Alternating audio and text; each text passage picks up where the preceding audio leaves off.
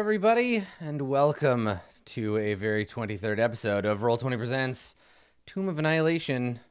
I am so excited to have you, esteemed members of the Dungeons & Dragons tabletop role-playing game community, here with us today to play a little bit of said Dungeons & Dragons. I am very excited about today's episode because I'm pretty sure this is the one where everybody dies. But I'm not going to put money on it yet. We'll see. I don't know if you should be excited about that, because I remember a couple of times where you're like, this one's going to be easy. And then we all died, and then there's a couple where you're like, everybody's going to die. And we're like, what the hell are you talking about? That's very true. You'll probably just roll it. Be like, yeah, it's cool. It's Sarasarak shows up. How many assassin vines for this one? Yeah, I've actually changed the adventure a little bit. The last boss now is a giant plant man, he's Swamp Thing, and this whole adventure is about botany. Just that's the new thing. So Perfect. Well, that sucks ass.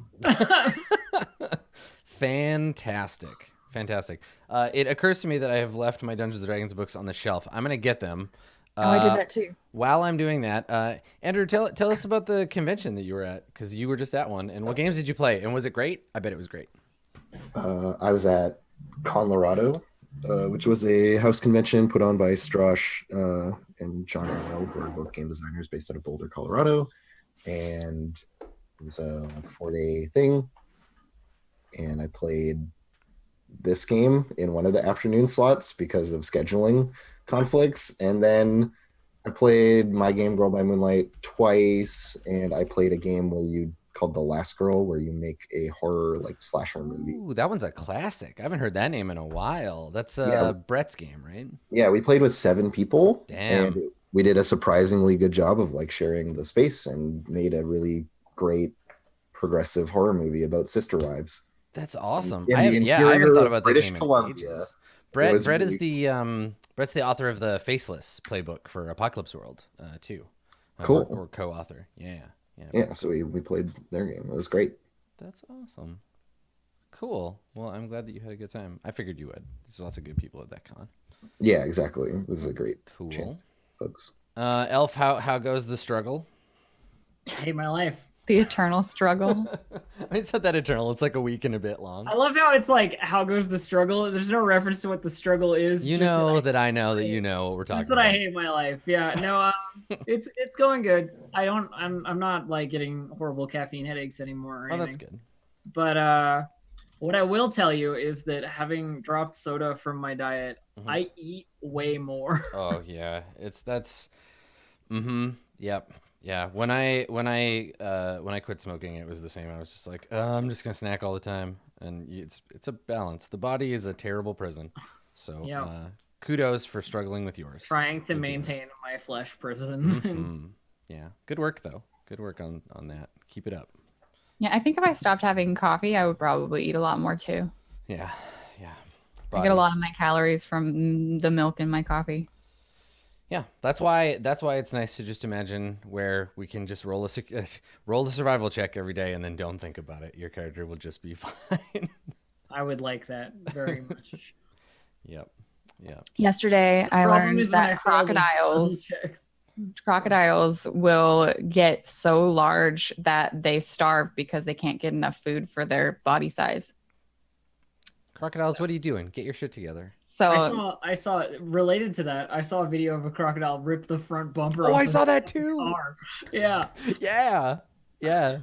I always see when I see those things, like with basically everything else in my entire life, I always think about role-playing games. And when I saw that video, the video in question is a crocodile that just rips the front end off a Jeep or something. Like it just bites it and just tears it off. And it's like, no, forget you. And I was like, and these things are like CR, what, like a half? CR1, maybe? Yeah. Crocodiles? Let's see. Crocodiles, CR1 half. Yeah, I don't think so. I don't want to get my front bumper torn off. I mean, how are they large? Are they large size creatures? Yeah. Crocodiles are? Mm-hmm. And they're CR1 half? CR1 and they have that thing where they'll keep hold of the corpse and shake it until it gets 2 failed death saves, right? When they bite you and then they grapple you. And then once you're grappled, I don't know what they do. Well, I guess they hold on to you. There was a thing when we were playing Adventurers League Yes. Where like if you died while it was grappling you, didn't it like still hang on to you and you got 2 auto failed death saves? Well, that's if you take another hit if you're unconscious. Yeah.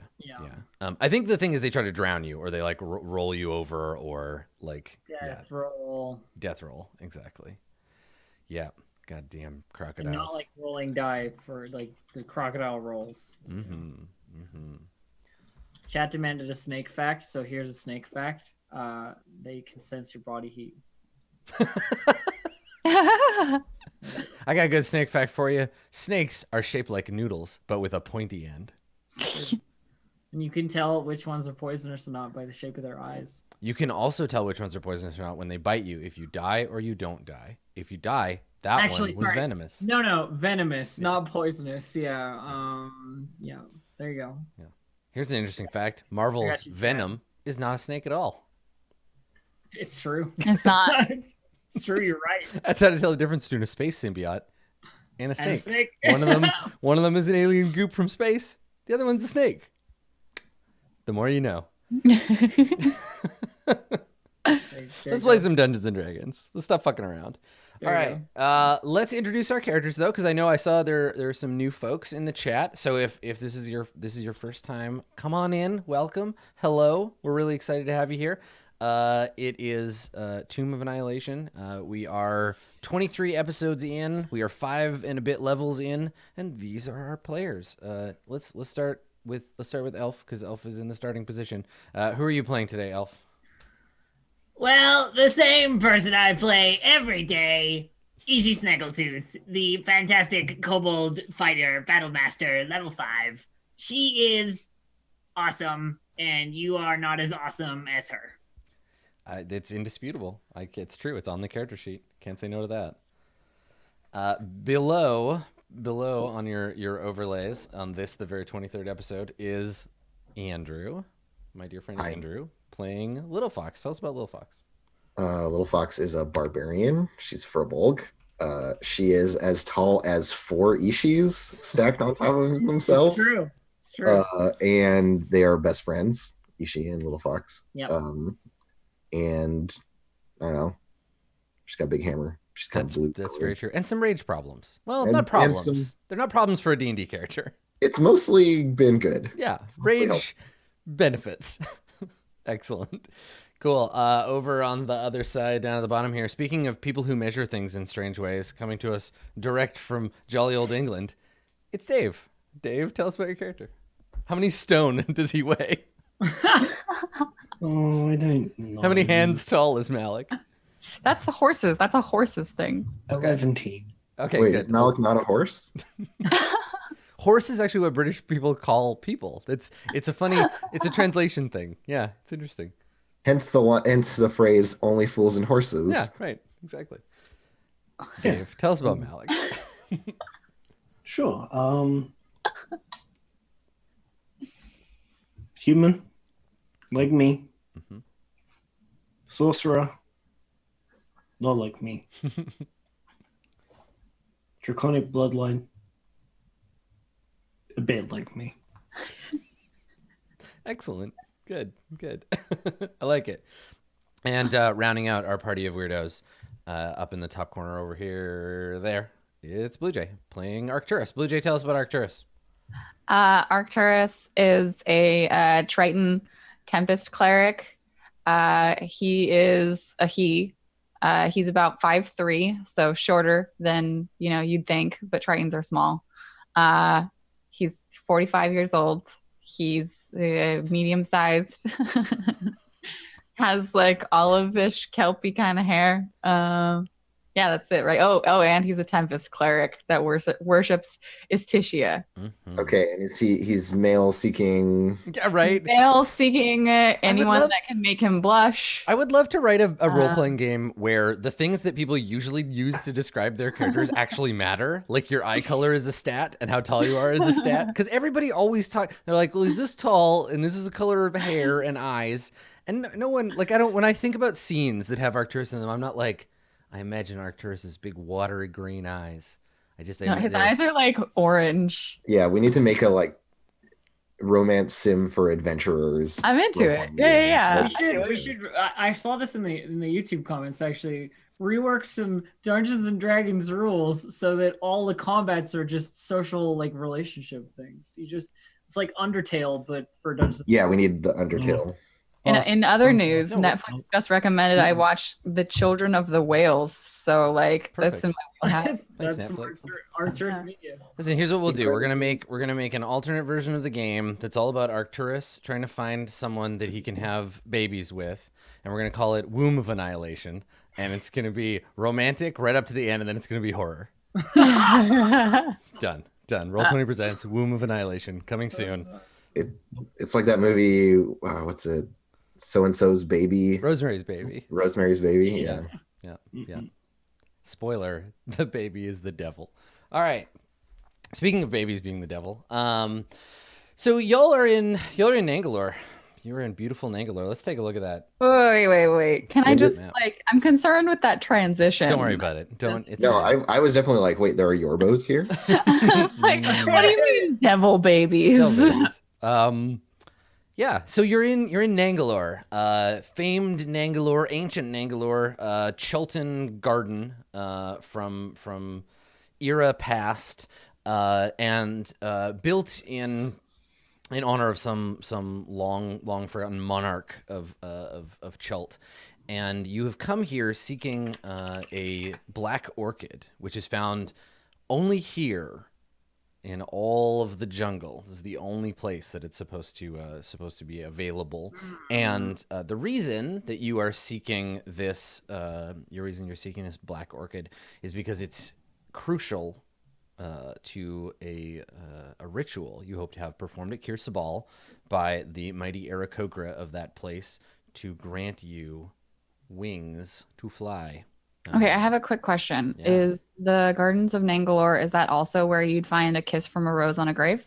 Let's find out if you die. And then there is an encounter with seals. The more I think about it, the stranger it feels. Yeah. I'm sorry.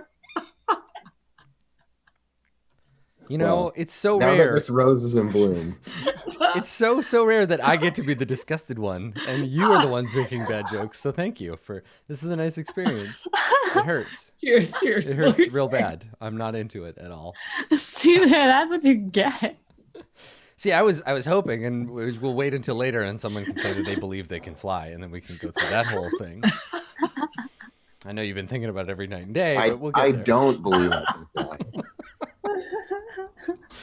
Oh boy. People who think that Dungeons and Dragons is about like rolling dice and like telling exciting fantasy stories with your friends, you're wrong. It is and has always been about making dumb jokes with your friends and then someone being like, "Can we please play Dungeons and Dragons?" I think today that someone is Dave. Dave, you gonna be? Yeah, okay. Yep. Shut up. All right. Okay. So yeah. So you find yourself in the overgrown gardens of Nangalore. They are partly flooded. They are ancient and stone, and they are massively overgrown. Like so many of these old Chultan ruins, it looks like the plants and animals of Chult have reclaimed the stone from those who built it, and so. You know, as I described before, the garden has kind of a C shape of like raised stone pathways. One of which the northernmost. Where's the compass rose on this map? Westernmost. You are currently on. You've parked your canoe, climbed up the edge, and now you're on this side over here. And you can see a great dome-shaped building in the center, and then the mouth of a dinosaur from which the river has been set to flow. And so you can see all the garden growing within. And it looks, let me just make sure that I can see the same things you can. Yeah, so from here it looks like there are some lowered areas over here, where you can see the mass of the garden's growth, where all the flowers and sort of the brightest bushes are growing. And then all the way at the back, there are two raised 30-foot kind of like pagodas, I guess. And yeah, one of them, the one closest to you, seems to be ruined. The one all the way across, which is currently being blocked by this big platform, that one seemed to be more intact when you could where you could see it before. So hey, Adam. Yeah. I have a question. Yeah.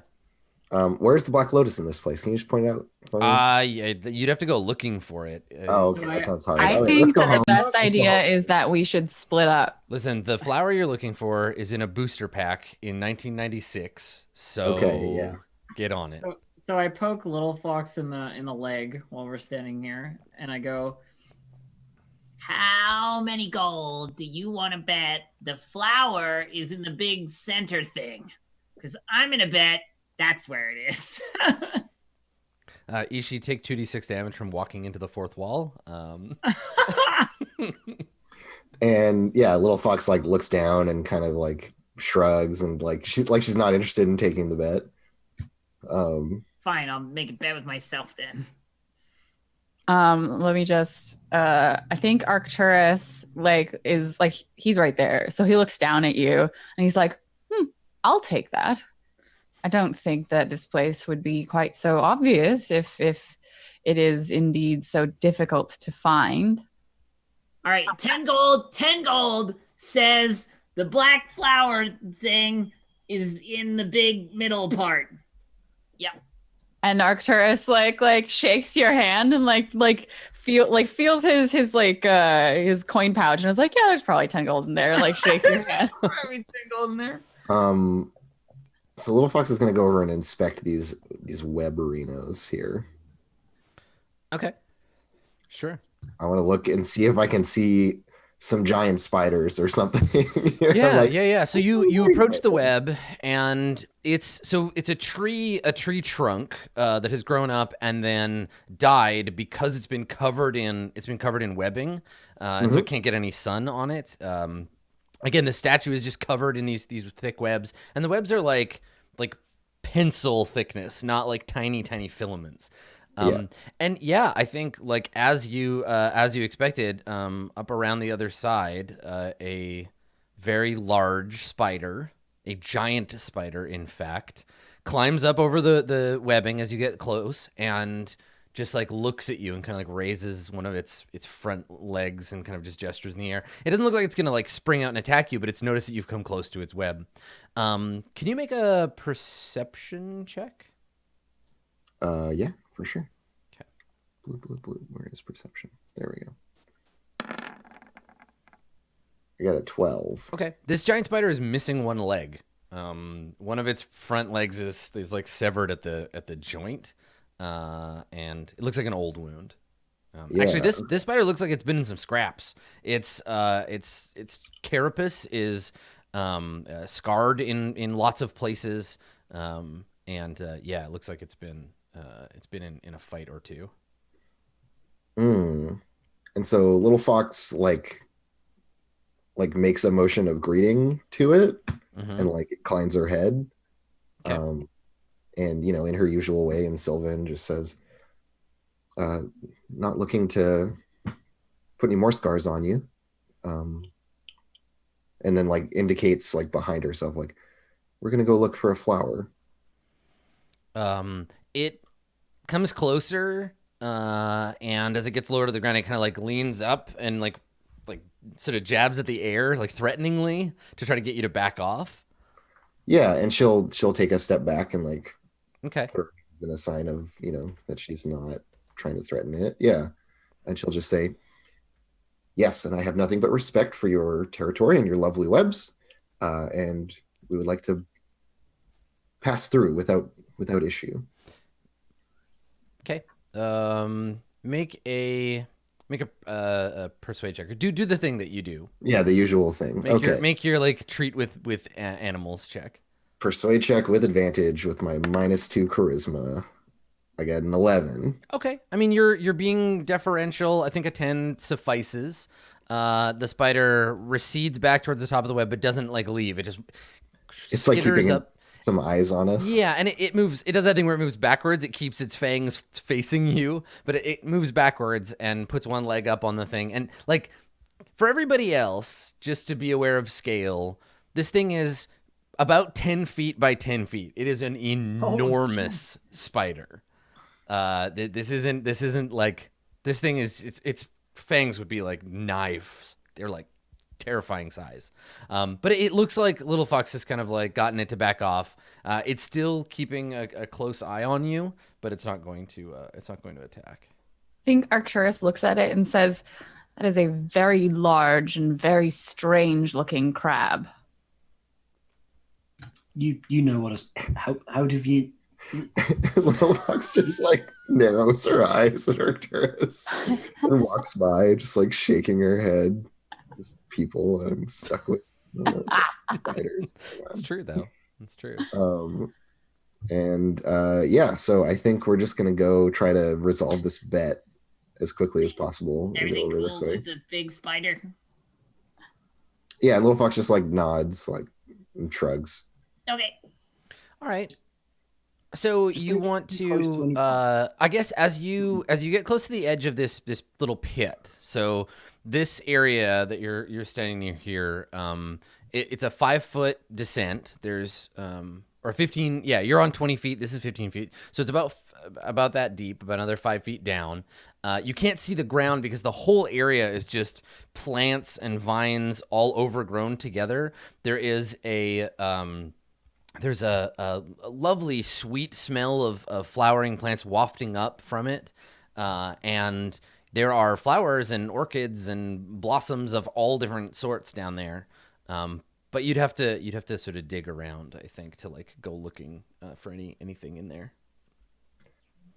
You climb so similar to how people who really like cats will like coo at cats, Mm-hmm. Little Fox is cooing at the flowers. This is like she's actually really stoked about this place. Mm-hmm. Okay. All right. Sure. So you don't want to stop and go check it out. You guys are headed for this main building. I think she like kneels down and like puts a hand like through the air above them to like feel the like pollen and stuff. Mm-hmm. And like talks to them a little bit, but doesn't go step on them. Like she doesn't want to go be among them because she'll crush a bunch of stuff because she's too big. Yeah. Ishi could get in there and dig around without doing too much damage, but yeah, Little Fox definitely not so much. Maybe that's why we're friends. Definitely possible. So as you get to where you are, I think maybe Arcturus, you notice down on this wall, there's something written, like scratched onto the wall down here. Yeah, I would like peer at it. You can't really make it out from here. Are these stairs? Yes. That a ladder? Yeah, those are stairs down. Would I be able to just like poke my head over like on the like on the top of the stairs, not like go down into the flower pit, but like trying to like get a better look at what's written on the wall? Yeah, you can make an investigation check. Investigation? Okay. Yeah. Okay. Let's see. Chances are good. Okay. There's writing, but it's in a language that I don't think you speak. Okay. Can I write it down in my notebook, in my journal? Yeah, like make an inscription or whatever. Yeah. Sure. Okay. Yeah, you do that. Okay. Cool. What are you looking at? Can I get a blank log? You should have note space on your on your character sheet. There should be like a notes. One of the tabs on the character sheet should do it for you. Yeah. Cool. I'll do that then. Thank you. Okay. Cool. Yeah. So just make a note there, and let me know where you found it. It was the southwest pit wall. You have like an inscription of part of most of the writing there. Cool. Okay. So as you get closer to this large central building, I'll read the description for you. So from the outside, traces of gold-colored plaster still cling to this dome in a few spots, but everywhere you can see through to the old weathered bricks, more than a few of which have fallen through. Outside, the larger-than-life elephant carvings and a graceful towering spire, despite the ruin, are still magnificent sights, even if their glory is dimmed by time and decay. So outside, there's a big sort of spire, and at once you can kind of imagine. I imagine Malik, you've probably got the best idea of like, yeah, this used to be huge and beautiful, but now it's all kind of gone to ruin. Though you're used to that, right? You've seen lots of places like this. Yeah, and it's human made, right? Absolutely, yeah. In fact, you can see from outside. There's light enough from the jungle seeping in through this broken door. You can see an enormous statue inside, though you can't make out much detail from here. Well, I'd like to go and check, but I don't know. This place is the culmination of everything I've learned to distrust about this entire peninsula. Plants and statues, both of which not into as much as I used to be. What's the deal with this big statue next to us? Speaking of which, this one next to you? Yeah, the exterior one. It is it's an enormous statue of a woman. Let's see. Yeah, it's a statue defaced by like ruin and time of a figure, a regal looking woman figure, but you can't make out like facial details. It's either been damaged on purpose or simply just by time. Like a dinosaur could have like rubbed up against it and broken part of it. Like there's a bunch of like weather and stuff to it, so you can't make out the details. Brachiosaurus nibbling on the statuary again. Mm-hmm. I gotta chase them off. Exactly. Yeah, they would make a mess of everything. Oh, that's probably the queen, right? So, should we take a look inside? You have gold on the line. I can't imagine you would take no for an answer. Yes, you can't just say the thing's in there and then not actually look and see if it's in there. I look back and I say, "Oh yeah, it's definitely here. It's definitely not. There definitely it is. not full of water." I don't see any black orchids. So you come inside, and in the center, obviously the centerpiece of this little area, the whole thing is. Oops, sorry, Ishi, just grab you there. I just want to measure the distance here. So the whole thing is like just short of 100 feet across, and then about 50 feet wide from top to bottom.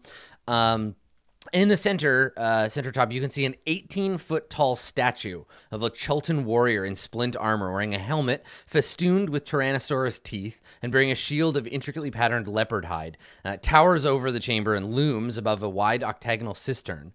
The chamber echoes with the sound of rainwater dripping from the ceiling into the gaping pit. So as you look up, the ceiling is broken in lots of places. There's big holes. That's why there's all this debris around the floor. And there's rainwater dripping off of the inside and the kind of wooden and stone structures that are holding the ceiling up. So it's dripping down into the place. And it's quite quiet except for this sort of rain-like dripping sound as you come in. The face of the statue, now this one, compare and contrast with the one outside, this one has been defaced on purpose. This has been like gouged and shredded. So the face is just missing, big chunks torn away from it. Clutched in the statue's right hand is a stone spear. Resting on the floor beneath the statue is a clay urn. North of the statue, light comes in from an open balcony that looks out on the northern part of the garden. So light is coming in behind him. So it's quite a dramatic scene because the light all comes in kind of in shafts. So lots of deep shadows. And then off to one side, next to him, over here, is another statue. This one is much smaller, and it depicts a man reaching for the urn with his face turned towards the balcony. And you can see an expression of terror on his face. Stone steps ascend along the curved wall to a second floor, but that floor appears to be almost entirely collapsed. Someone's been up there because you can see a message of some sort scrawled across the ceiling up here. So Little Fox makes the go look hand gesture and points at this area up here to Ishi because you're light and small and won't make it cave in. So I scamper up the stairs and go and look at whatever this message is that's left. Yeah, I'm looking to if it's words and stuff. I want words. I'm not going up there, but I'm definitely Okay. So hold on, Ishi, before you go running up there, The stairs, just because I want to give you forewarning, the stairs are pretty decrepit. You take a look at them and they look pretty like sketchy. I'll take the risk. Okay. All right. Roll. Make an acrobatics check. Yeah, that's what I thought. Are you small? I am. Yes. You have advantage. Bam. Oh yeah, no problem. So you scamper up the stairs, no problem, and you reach the top. So I'm looking for that message you said was on the ceiling. Mm-hmm. Is it the same script as was in the flower pit, or? Yes. So there's a message that's been scrawled with the sharp end of a dagger or with like a chisel or something. It looks like graffiti to you, but it's written in a language that you don't understand, Ishi. I don't know what it says. It's not common or draconic. Does it look like the same script as was in the little flower pit? You can't see it from down here. No, I'm like I guess I'm asking Ishi to see if it looks like the script that was in the flower pit. I didn't really take much of a look at that. It's like this, and I hold up my notebook. You're in like a fairly dimly lit thing, and you're 20 feet away. You're just like, look at this thing I wrote at this great distance. I got dark vision. Dimness doesn't matter. It's only 20 feet away. You could probably kind of see it. I mean, Ishi, you can't really tell. Oh. Yeah, I don't know. I'm not much of a writing things down kind of person. Is it too large to take like a rubbing or something? What? Is it like a big thing, or is it like a little thing? It's small. It's like handwriting. Like it's not like big. Someone just like scratched it into the wall. Well, come back down here, and I don't like the look of those stairs, but I'll give you a piece of paper, and Malik, you have like charcoal, right? Yes. Then we'll just, rub the charcoal on the thing, press the paper, and then bring it back. Okay. Yeah, it's something you can do if you want to. Sure. Yeah. So I go and get the stuff from them and do such a thing as demanded. Okay.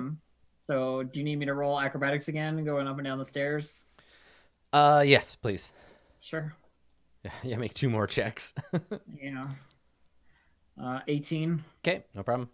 And 23. All right, yeah. Scamper down, scamper back up, and then 1 more to get down. And then another one to go back down. Just waiting for you to There you go. Wow. These stairs are no problem for you. You're good. So yeah, you traverse the stairs without any trouble at all, despite the danger, and you have now an inscription.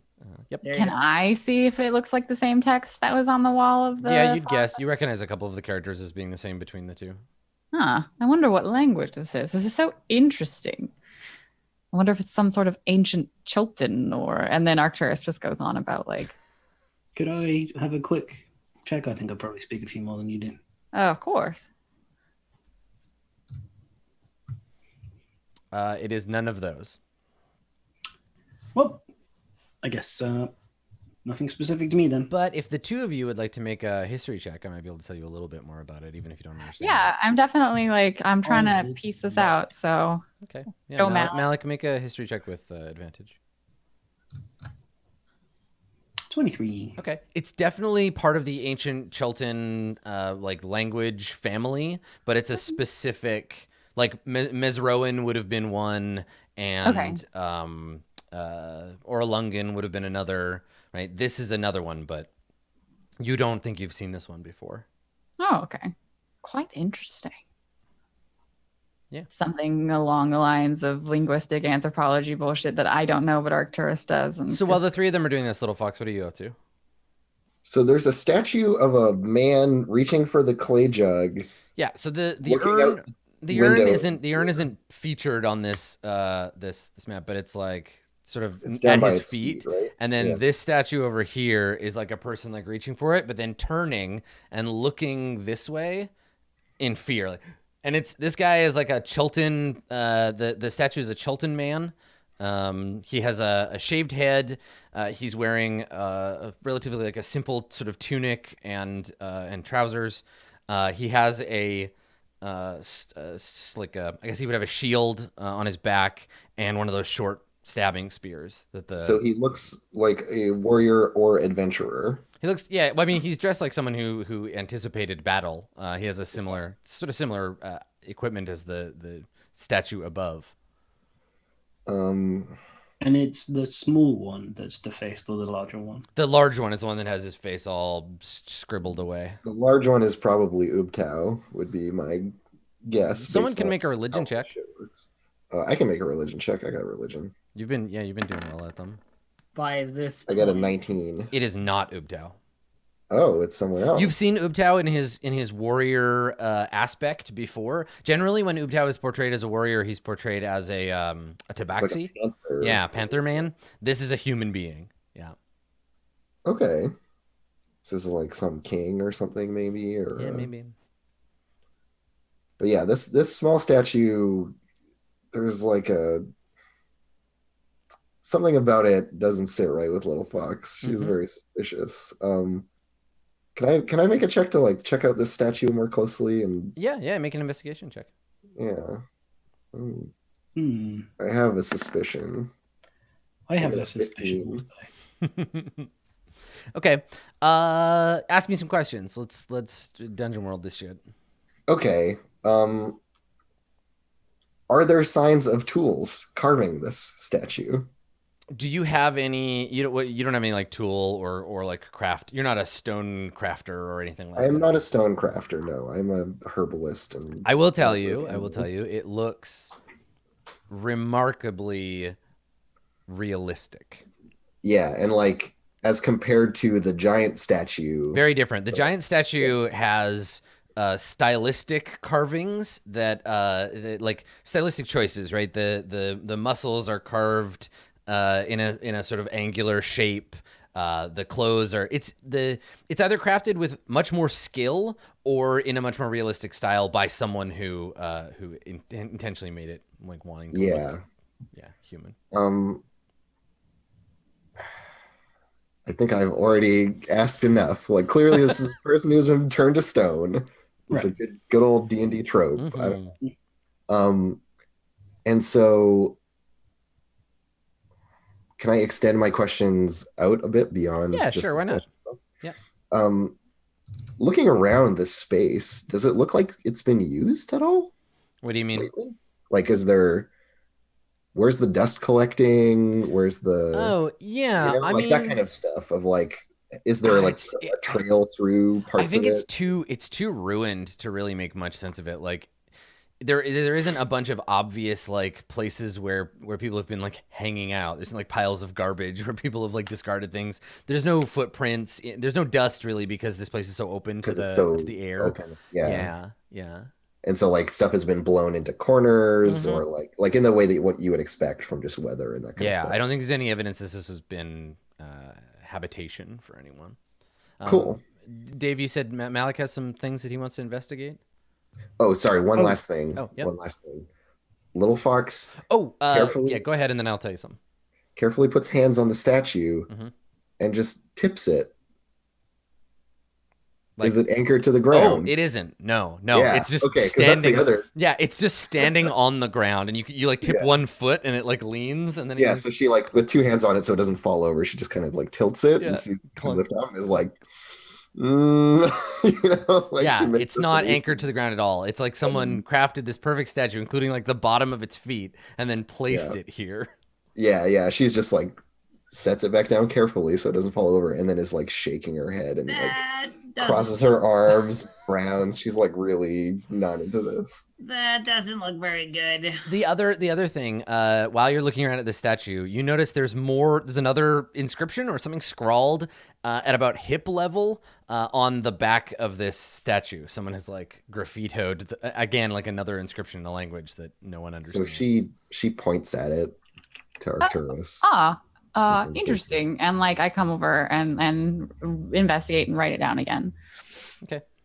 And then Little Fox has her hammer out. She's Yeah, a little like She's anxious. like now. she's like you just reflexively she's got her weapon in her hand. Okay. Yeah, there's a faint sweet smelling breeze blowing in from the north across this balcony, and you're just sort of standing by the wall. Malik, you had some questions about the space. Oh, it was the same. It was just the same suspicion that Little Fox had. So I think he says, be careful where you're looking.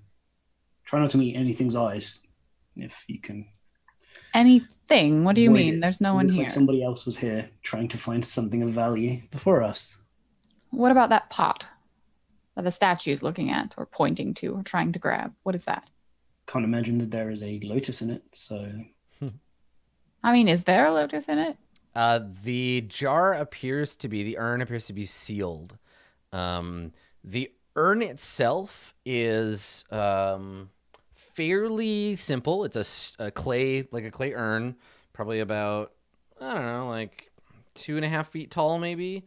And it is etched on top with a labyrinth design. Ishi, this has got the sign of Ubtao. Perhaps you should ask Ubtao to open it. No, that's not what we're going to do. Okay. I looked at Malik like, should I do the thing? Or... Can I like tap on the side of the urn and see if it has like a hollow noise? Nope. Yeah, so you lean in to touch it, and Malik's like, don't do it. Either there's a creature or something within the urn itself, or a creature inside the urn that can do this thing. Don't mess with it. Wait, an urn that can turn a man to stone? Yes, this one. What if we took the jug that we have and like... Do you think... No, probably not. Why would we do that? So the true reason that you're all in Chult right now is to collect the mighty artifacts of Chult, which are a vase, an urn, a decanter, a jug. Yeah, just a lot Don't forget the amphora. Yeah, an amphora, a set of holy Tupperware. It's a whole thing. I mean, now that someone told me not to touch it, I really want to touch it. You can't fix people that this happens to, can you? Something you can do? I'm not quite skilled enough yet, but and he taps the purple scales. I believe that the Naga, the seer at Orlunga, did gift me limited use of that higher spell. I think it was like the necklace. So it's got like 6 uses, and the greater restore costs 4 or something. Sure. If we're going off of the necklace of whatever. Well, let's save those for in case the same thing happens to us. Yes, quite. I cannot myself access these magics. Well, all right then. I suppose we should check out the rest of the area. And I think you, when I point down to Ishi, Arcturus, something when we make camp. We don't know yet that the black thing is not here. It could still be here. We haven't checked in the urn. And there's this whole pond. Who knows if the orchid is water plant? Are orchids water plants? Is that a thing? I look down in the pool. I like how this is betting you and you're arguing for me. Yeah, I mean, he's not good at betting. Okay. So the pit, that like deep cistern in the middle, it's dark enough in here that you can't really see the bottom. The water's kind of murky. So you look and it's still. It's just a still pool. Doesn't appear to be any plants in there. It's got some rubble in it, but no, I don't think you don't see any plants. I mean, we could poke the urn with a stick. That's not touching it, right? I'll poke it with my hammer or my trident. If you really want to find out what's in there, I'll try and open it from a distance, but I don't think it's a good idea. I'm just very curious. Yes, I know. I mean, we could walk around the rest of the garden and see if we find the orchid we're looking for, and then come back for this strange frozen man and his jug? Probably a good idea to look other places too. Okay. So where would you like to begin? Maybe the balcony? I go out on the balcony. Okay. All right. So you step out on the balcony, and you're about 15 feet above the next lowest thing. I will describe what you see there. This is area 7. So the water in this pool is unusually clear. A dozen or more large fish, turtles, and lizards swim lazily through it, and water birds paddle on the surface. The ripples obscure something on the bottom of the pool, so you can't quite make it out, but the bottom appears blanketed in strangely shaped stones.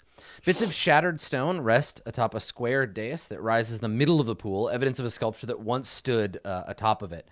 Part of the sculpture lies in the pool west of the dais, a large stone face staring up at the sky. That's this over here, obviously. Yeah. So big destroyed statuary, like enormous, and then this huge stone face just lying. And the stones at the bottom are strangely shaped. Yeah, it's not flat. It's like all kind of like, but it's hard to see because there's movement on the surface of the water. It's probably all monsters. Because there's like fish and lizards and turtles and frogs and stuff like swimming around in this fish? pool. Yeah. Ah. Yeah. When's the last time we have fresh fish instead of the sludge? It's been a while.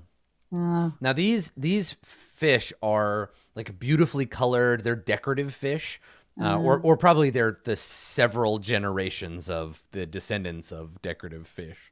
So they're like, it's like a koi pond. Yes. Basically. Yeah. But from here, you can see over this direction the ruined one with it's got a tree kind of growing up out of the back end of it. So it's a gazebo or a like a sort of dome shape, and then the back end is just shattered by this tree that's grown up through it. And there's a big frond of bushes that stick up out of the top, or branches that stick up out of the top. There's also bird shit all over this one, like all over the stairs and the top and like the area around it. So it's all like white and chalky all over the place. But the one on the other side, which you can see from here, this one seems like in more or less pristine condition. You know, it's a single sort of dome structure, and it's in much, much better shape. It's still pretty like weathered on the outside, but structurally it's undamaged. Also notable, the door on this side of the chamber we're in now is still intact. So it's just like the whole intact and shut. Yeah. The whole inside of this thing is like better preserved. Yeah. Well, Little Fox, you indicated that going into the flower beds was probably best done by someone more nimble of foot, but perhaps we could look around the stone parts and then investigate the beds. Looks down at Ishi. Yeah, Little Fox is down with the idea of avoiding trampling this beautiful garden full of lovely plants, so she'll walk over to this door. Let's look at all the stone stuff first. Okay. Sure. All right. So that door, that door is still intact and is shut. Are these like wooden doors or? They're stone. Stone doors. Yeah, okay. stone. They seem to have had wooden. They have like wooden panels, and I guess the wooden panel on the inside of this one is still pretty much intact, carved with the labyrinthine sigils sacred to Ubtao. But the panels are worn, but not so badly worn because they're not exposed to the sun in here, and then the stone doors are shut. And so, yeah, Little Fox will like push on the door to see if it opens out or in. Okay. There are iron iron structures to the door that hold them, like an iron clasp that would hold it shut, and you pull on it and it's rusted shut. The doors they don't lock, but the iron like clasping mechanism has rusted together, and so you like pull on it and little flakes of like rust come off. You figure like giving it a good tug, you could probably break the rust off and yank the thing. Yeah, open. she looks back at Arcturus and Malik for the like yay or nay. I'll help if you'd like. And Arcturus, like gauntlets like straightened out, and he's like, yeah, I'm strong. I can help with the door.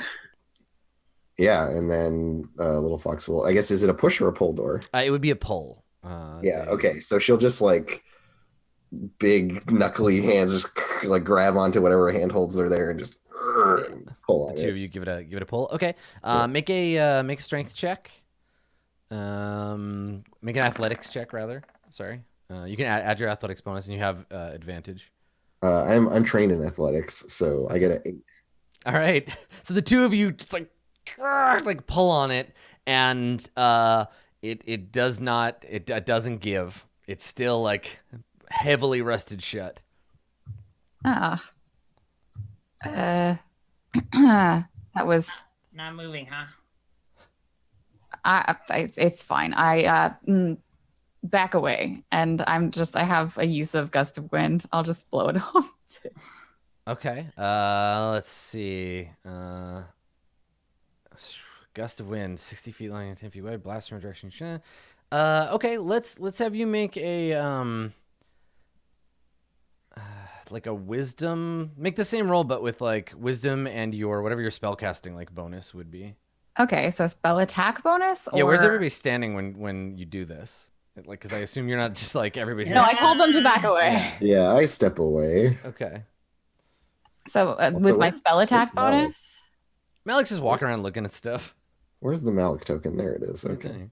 Yeah. Yeah, basically, just make a. Okay, so you're doing a thing that doesn't require a stat, but it's like a d20 plus your wisdom bonus plus your proficiency bonus plus like whatever your. Let me look at your. Okay, yeah, d20 plus 6. Well, hold on though, not just that, because I want to look at your character sheet, because it's basically wisdom. like an attack roll with a spell. Wisdom mod is 3, proficiency bonus is 3. It's plus 6 total, yeah. Spell attack bonus. Okay, cool. I just want to make sure it's the same number.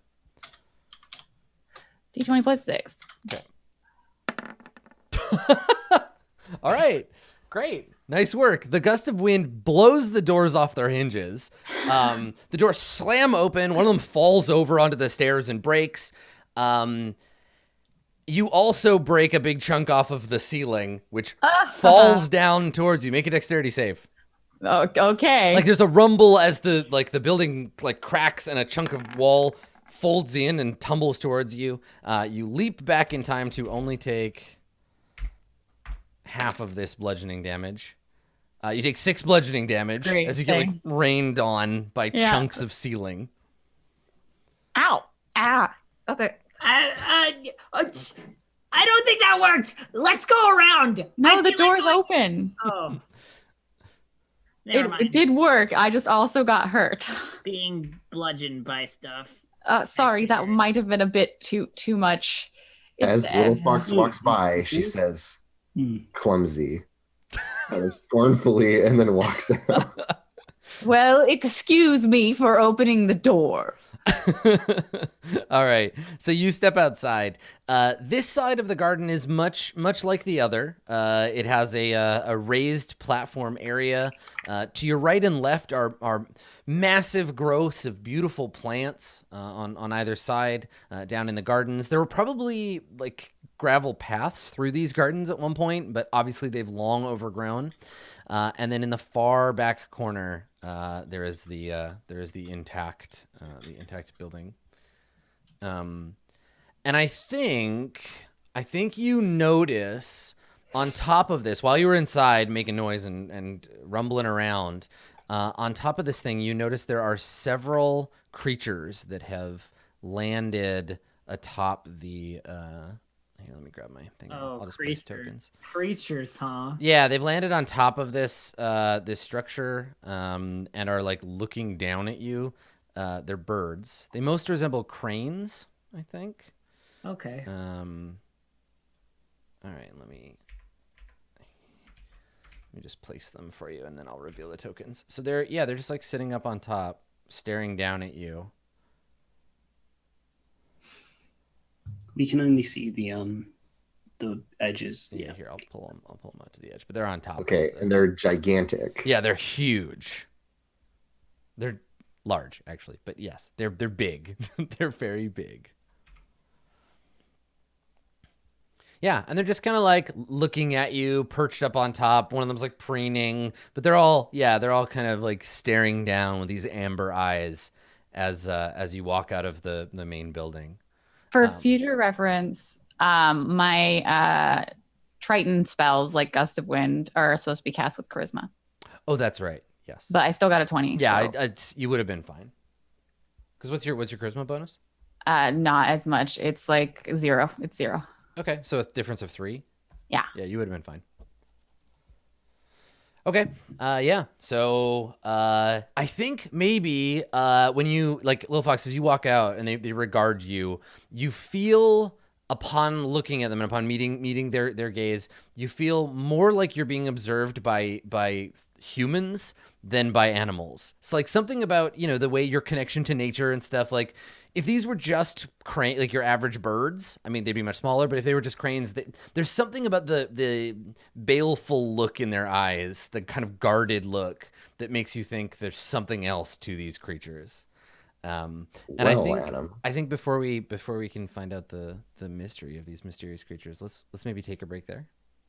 Cool. And you can decide what to do from there. All right, cool. Stick around. We have lots more Roll20 Presents Tomb of Annihilation coming at you right after this. Don't go anywhere. We'll be right back.